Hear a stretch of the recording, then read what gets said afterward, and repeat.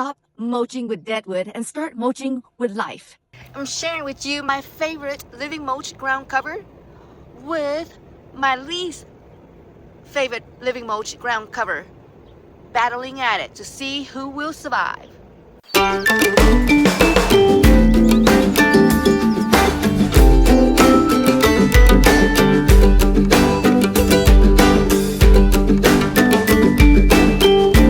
Hello, welcome back to Chic Mama's Garden, where we cultivate our garden and our lives. Today I'm going to take you guys to our East Border tour. This is where I plant a lot of perennials, evergreens, very low maintenance. A lot of the plants will come back each year. We'll have a different garden each season. Let's check it out. What's going on? What's coming up and shining and blooming in our spring East flower border. I call it the East fence border. Actually have not done much to the East fence border this season. So it's a little bit messy. I do apologize. That's going to be on my list of things to do. I'm still adding things, garden tasks that I need to address and do before spring, which is like a couple days away. I'm so excited.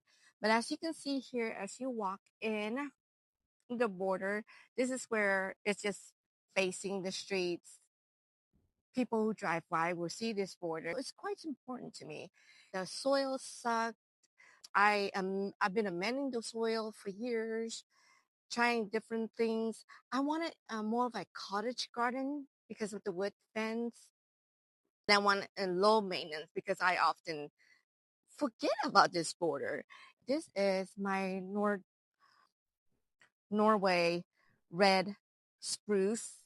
It will have pretty blooms once a year. I don't know why it's so tiny. It stays tiny like that. You can see from this side, there's going to be a lot of blooms from the Luxford. And then, and these purple things, I think it's been smuggled or been pulled by the gardener's helper or my mom. These are the creeping Veronicas. We're supposed to have a whole bunch more. I don't know what happened. It's a ground cover of choice that I planted here many years ago. I suppose I want it to be more of a blue and purple garden in this border with lots of evergreens. So the creeping Veronica, I believe, it's evergreen. I mean, it's not always blooming. It's always very pretty and green with tiny leaves. This is cat's pajamas. It needs to be pruned. Everything needs to be cleaned up. Lots of weeds here in this bed. Okay, see, this bed is supposed to be low maintenance. It ended up being such high maintenance. It's only for beginning of the season in March. I need to prune this lamplight hydrangea before all the baby blooms come out. What I would do is I would just chop everything. Seriously. These are new buds. I think I'm just going to chop her because I think she's just getting a little bit big for how I like her to be. We will do that after we pick up all the leaves and all the trash. This dude, the yarrow, needs a haircut desperately. I'm so happy we're going to have lots of Luxford. That's free plants. I think I scattered some seeds as well as some self-sown from last year. I'm hoping. So these are like carrot flowers. I love them. They make great cut flowers. A little bit invasive, so we'll pull some of them, definitely. But here's what I'm talking about the creeping Veronica. They have such darling blue flowers. And I like the cat's pajamas as well as the cat mint has a bluer flower than other cat mints. And the cat's pajamas is a good ground cover too because it's laid down there on the ground. And you can see the grape hyacinth. See how pretty she is? She's just blooming through the ice and the snow. she'll show off her beauty for a few months or so. Now I wish the Loxford wasn't in her way. I may end up pulling them. I'm not sure. But they kind of stealing her shine, right?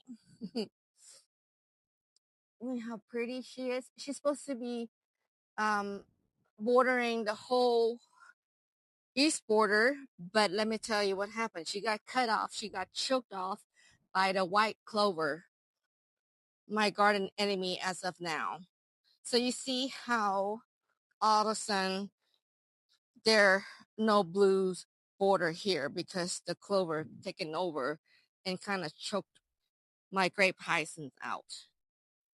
But thank goodness you kind of see back there. So what do you think? Should I pull the Loxford, allowing the grape hyacinth to shine?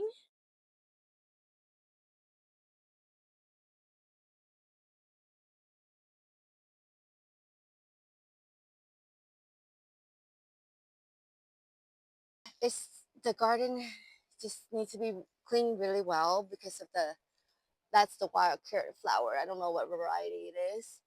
Lots of cilantro, Loxford taking over.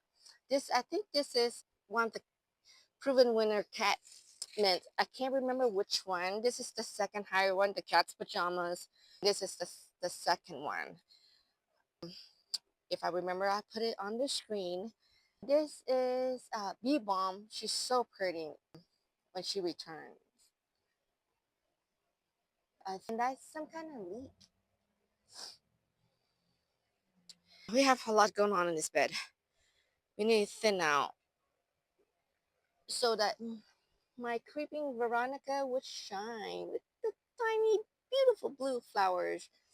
I love blue flowers, especially when it's true blue flowers. That is a clematis. I can't remember her name. Lost the tag.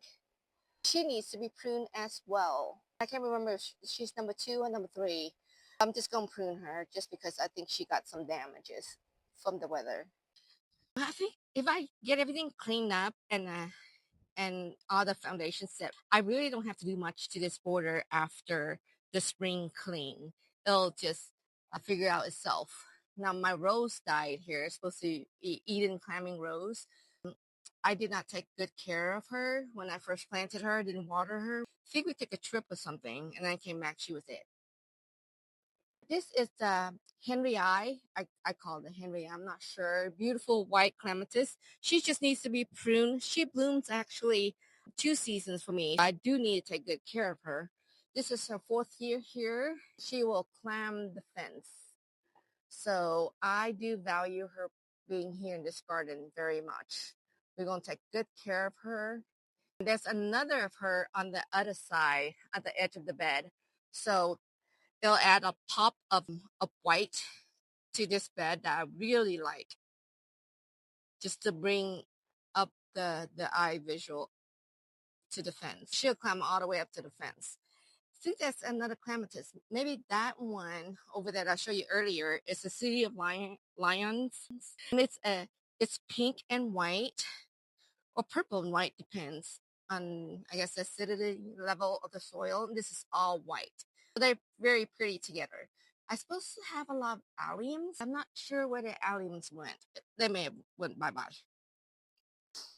So far, I know the sun glare this isn't the best time to film this border.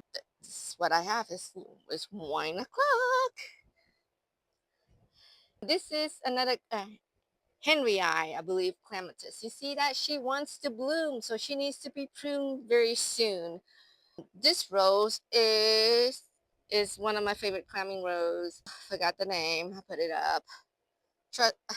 I only had like a couple sips. I don't know what happened. It was a rough day in the computer work. I definitely need to prune her aggressively because she is getting out of hand. This rose right here. I can't believe I don't have a rose tag. I guess it doesn't matter because the rose tag didn't last anyways in that offense. That is the Ambassador Allium. I gotta remember what kind of tag I used because it's still there. Look at that. Look at me go.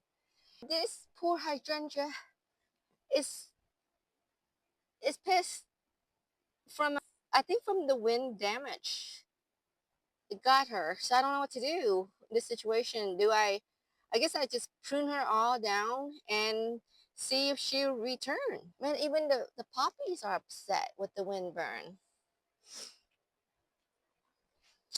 I can't remember what is this that died. Apparently I value her a lot because I put the thingy around her. That rose, this is the same climbing rose, it's not looking too happy either.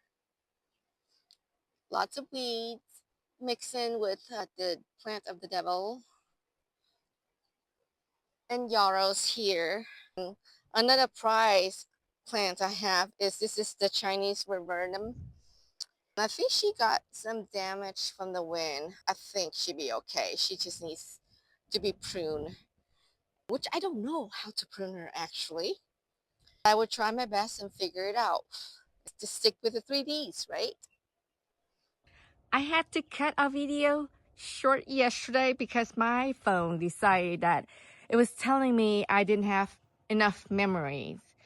Technical issue. What I did yesterday was I went ahead and I only have time to work on the 2 panels. I cleaned up this first panel and that panel. And hopefully sometimes one evening this week I work on these 2.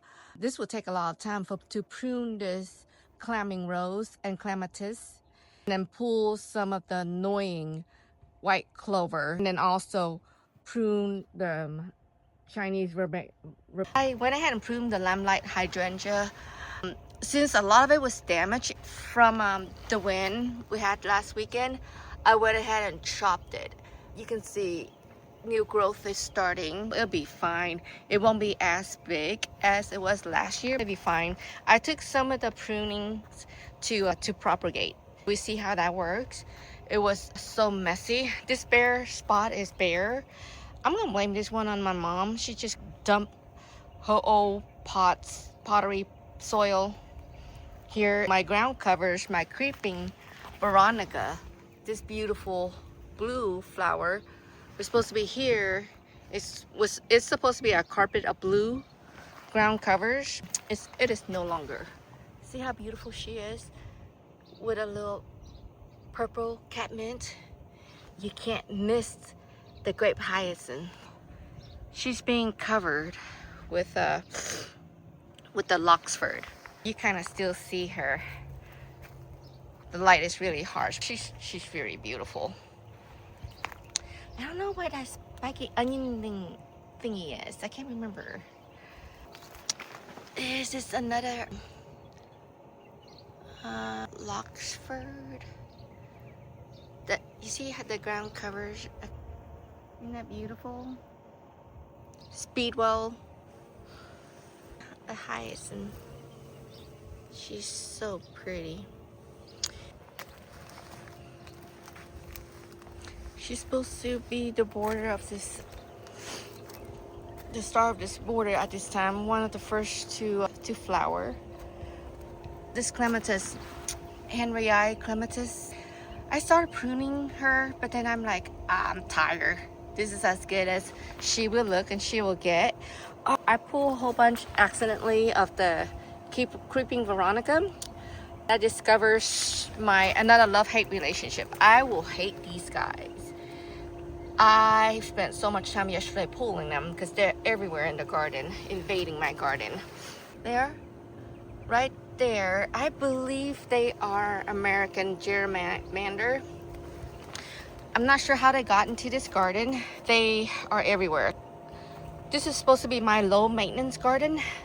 Immediately, I have discovered a whole bunch of work I need to do with this garden. I was pulling all the gerrymander, transplanting my creeping veronica. I have some white and some purple. Also probably transplanting the hyacinth too, dividing the bulbs because a lot of them have naturalized. I kind of like them this far, this close apart. They could be further apart so they can grow. You see that bee? Bee's busy working. Another one is, actually I planted these and it's such a regret. These are anise hyssop and they're supposed to be very cottagey, gardeny, cute, beautiful in the border. They are also invading my life. Let me show you the problem. They're everywhere. They're self-seeded. They're everywhere. I'm hoping they would and the clover will fight it out. I'm not taking that chance. I'm going to have to manually pull them out and remove them. Here we have lots of weeds, other kind of clover. The white clover here is aggressively expanding.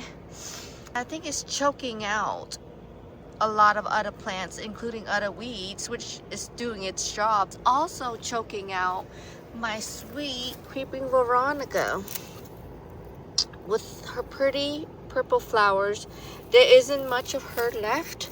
I have to fix something. Might have to divide her, and this is chickweed or something. Not wanted. There's lots of work to do in the spring.